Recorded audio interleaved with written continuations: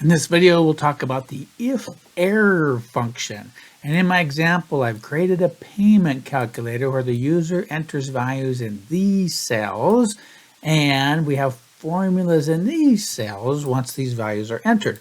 Well, of course, when there's nothing in those cells, you end up with errors in these formulas, and that can be disconcerting to your user. After they put in some numbers, so let's say we make a purchase for 10,000, 4.5 is our percentage, 4 years, and there's 12 payments per year. Well, then all of a sudden everything seems to work out. How can we prevent those disconcerting messages from showing before the users type their information? The answer to that is the IFERROR function. So all you do is you take your formula and you, what I call, wrap in IFERROR. So there's a function called IFERROR or parenthesis, and all it wants to know is give me your formula, and if that formula should return an error, I guess I could do it down here, comma, what do you want to display instead? So if you wanted, you could display a message like no data yet or whatever, or you could just leave the cell blank by putting 2 quotes. So in this case, I'll put the word no data.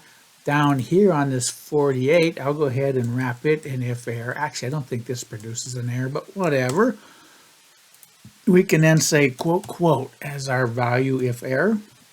And we'll do the same thing with our payment function. We can just wrap that function in an IFERROR.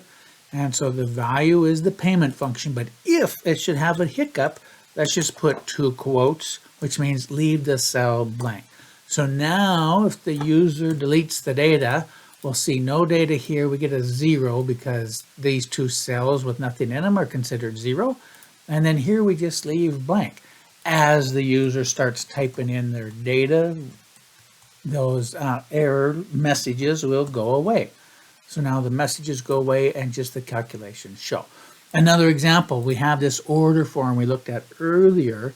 VLOOKUP. I want to look up this value and return a name. VLOOKUP's notoriously for returning an error.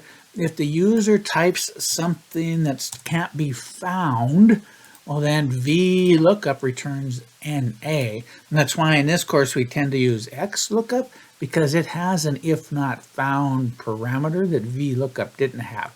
So what you had to do with VLOOKUP is if I don't want to see NA all over the place, I am going to wrap this VLOOKUP in an IFERROR function, parenthesis.